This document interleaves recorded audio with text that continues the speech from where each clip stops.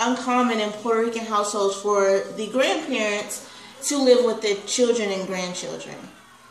And the older generation are usually the ones who pass down, you know, the morals and values and beliefs from the old days through storytelling and songs and things like that. Holidays and birthdays are a great deal in Puerto Rico.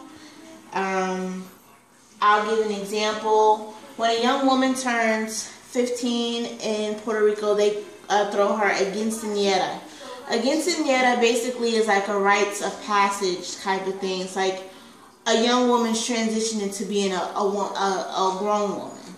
So they really make a big deal about that. These traditions actually like date back to like the 1940s, like way back when. Puerto Ricans take a lot of pride in distinguishing themselves from regular Americans. It's not uncommon for especially during the summer months, for there to be a lot of festivals, the Puerto Rican Pride festivals and things like that, where they get to showcase kind of their music, their food, and things like that. So I want to discuss a little bit of their, you know, food and music. Their food is a combination, just like every other aspect of their culture is, a mixture between the Taino Indians, the African slaves, and the Spaniards. A lot of the stews and fried plantains and things of that sort come from Africa. The rice and beans and things like that come from the Taino Indians. Here are a few items. As I showed you guys before, this is a plantain. This here is called adobo. Adobo is a staple in the Puerto Rican kitchen. If you don't have adobo, it's not authentic. Adobo has been used for years and years and years. Also, pigeon peas or candules are very important in the Puerto Rican diet. These aren't usually eaten every day. These are more so for special occasions, especially around Christmas time when the pigeon peas are in season on the island. Also, one more thing, excuse me.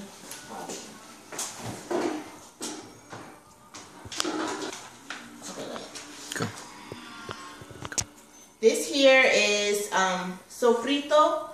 Sofrito is basically a cooking base it's like essential to any Puerto Rican stews, any rice dishes, any soups, anything like that.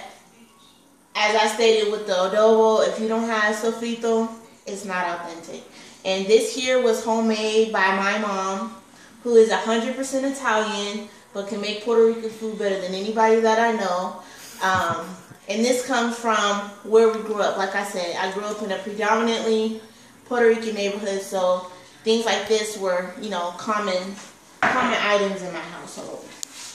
Also, with Puerto Rican music, there's a strong emphasis on hip movements and drums and chanting and things like that, and that shows a strong representation of the African influence with the, you know, the culture. A few common misconceptions about Puerto Ricans. Unfortunately, once Puerto Rico became a Commonwealth of America, it kind of sparked a mass immigration to Americans, which we all know immigration is a touchy, you know, topic in America. So a lot of people thought that Puerto Ricans were uneducated and dirty and uncivilized because they came from an island. So it was kind of hard for Americans to accept Puerto Ricans as natural-born Americans due to the cultural differences and also the language barriers, you know, with speaking Spanish and things of that sort. the one thing that I found the most interesting throughout my research was the fact that Puerto Ricans are a mixture of Spaniards, Taino Indians, and African slaves. Of course, you guys probably already know, and everybody who's watched my videos probably tired of me talking about it. But it's something that is very, very important to me, because it's not often that you come across people who are of mixed ethnicity or a mixed race who have such pride in who they are and are happy to embrace, you know, all of them. So that was probably the most interesting fact about Puerto Ricans throughout my whole research. So I hope you guys have a little bit of a better insight on the Puerto Rican culture. If you guys have any questions or comments, feel free to leave them below. I also wanted to cite my sources, so we're not plagiarizing.